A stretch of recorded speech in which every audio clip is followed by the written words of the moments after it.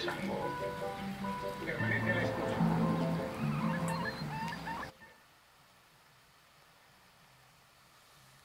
the corn that I placed into the dirt about 10 days ago is just popping out of this mulch, saying, "Son, I now have that opportunity to photosynthesize your energy into sugars and into growth."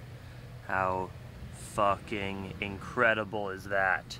The concept of photosynthesis is incredible enough to think about for an eternity of time. Hola, ¿cómo estás, ella? Tienes mucho comida y basura en sus ojos y cabeza. Mags is a different person since being on this farm. She has developed some life skills that she definitely did not have. She's got street smarts. She knows where to look for things. She's more independent. She has to defend for herself amongst all the other animals. I mean, actually, she's sort of like one of the badass ones of the bunch. They all kind of fear her a little bit. She's not really scared of anybody.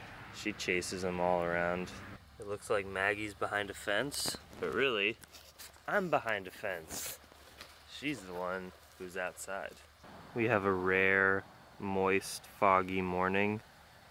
Pretty cool looking up there in the mountains, which I still haven't explored because farming is 10 times more tiring even than cycling for your whole body.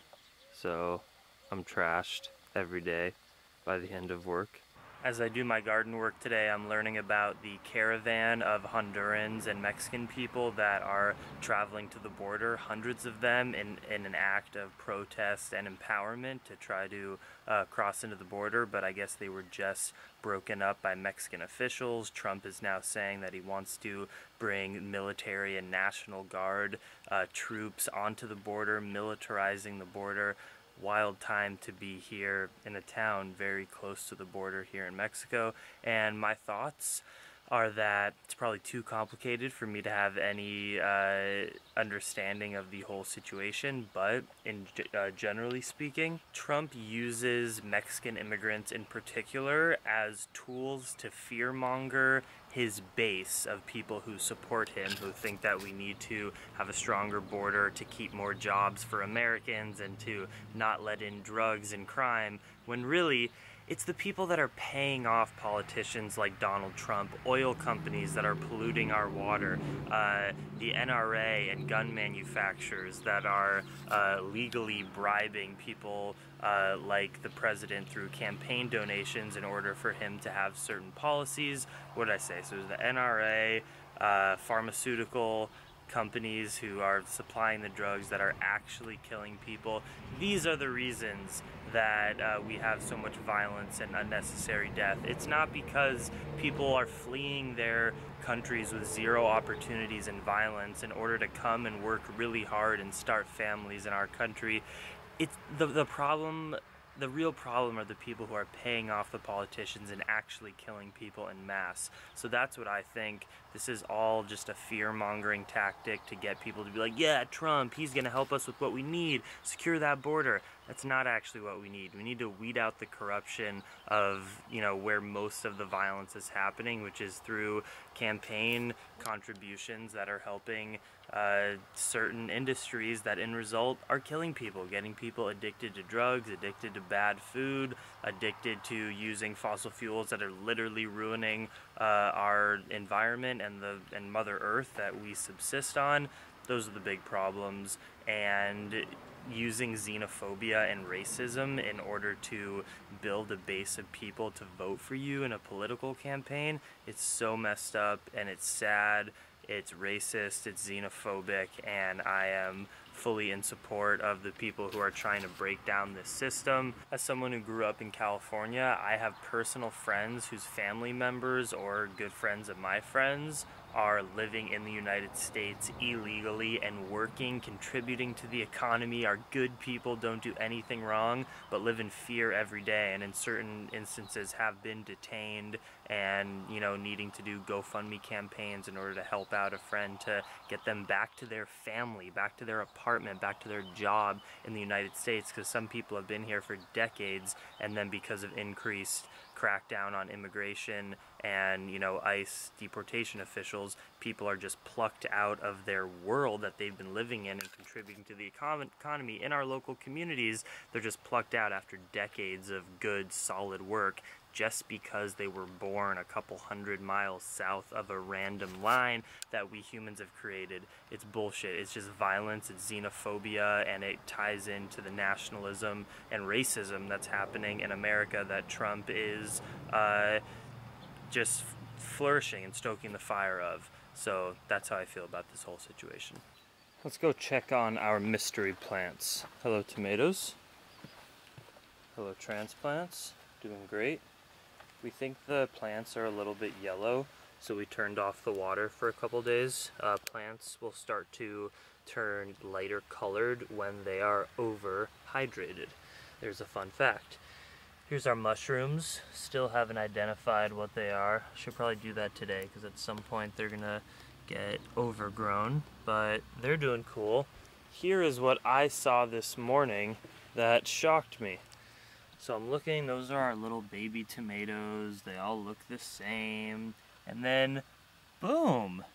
Hello, neon green, fuzzy, pretty plant. What are you?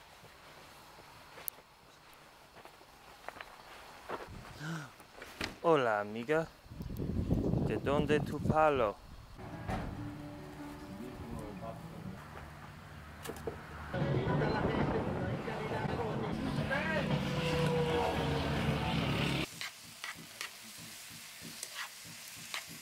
Más pupusas, Maggie. I'm really trying to nail down my recipe so I can sell these things on the road. Right here we've got lentejas, lentils with nopales, cactus, onion, paprika, and I'm mashing some banana in there as well. Here I've got my corn and a little bit of flour tortillas, pressing them out, and then I will put, you know, I'm gonna mash this up. Oh, Maggie's crying when I'm talking. It's sad. I go out and I throw a stick for her every few minutes when I'm cooking. And yeah, so I put that stuff in between two of those, smush them down, get them on the grill, eat them, and then go out and play with Maggie because you're making me feel so bad about my life. I'll come out and play. ¿Dónde está su pelota? ¿Dónde está?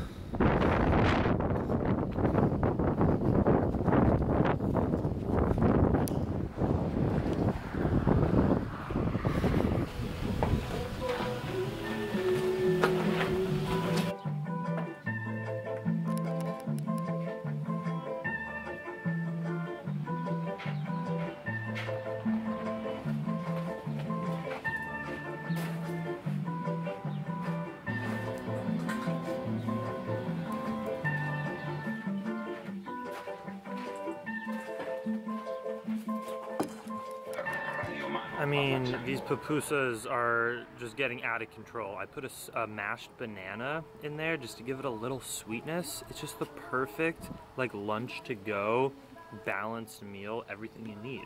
You know, Mags, I want to give one to you. These are perfect Maggie food too. I can make these and take them on the road. It's gonna be so fun when I get back on the bicycle. Sometimes I forget that and I'm gardening and I'm like, oh, I'm gonna have biking days again, just going to new places. It's just all so fun. It's starting to get so hot, then I realize I'm gonna leave here maybe in the dead of summer, like late July or something. It's gonna be so hot and I'm moving south. It's better than cold. I actually love being brutally hot. It's fine for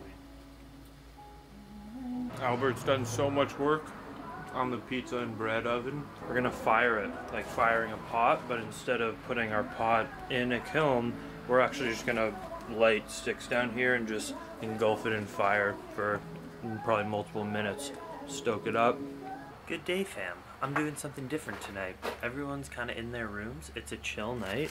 I worked on the computer today, and I'm gonna take my dinner, which is I made potato flour and corn flour tortillas. So like a mixture of wheat flour, corn flour, and potatoes, like sweet potatoes and russet potatoes that I cooked up, and I mixed it all together and made tortillas out of that, and they're divine. Got some cucumber and then lentils and veggies and barbecue sauce and ketchup in there. And I'm gonna take it into my room and have a nice lovely evening, probably watching Netflix and chilling with Maggie. Honestly, that's what I'm gonna go do.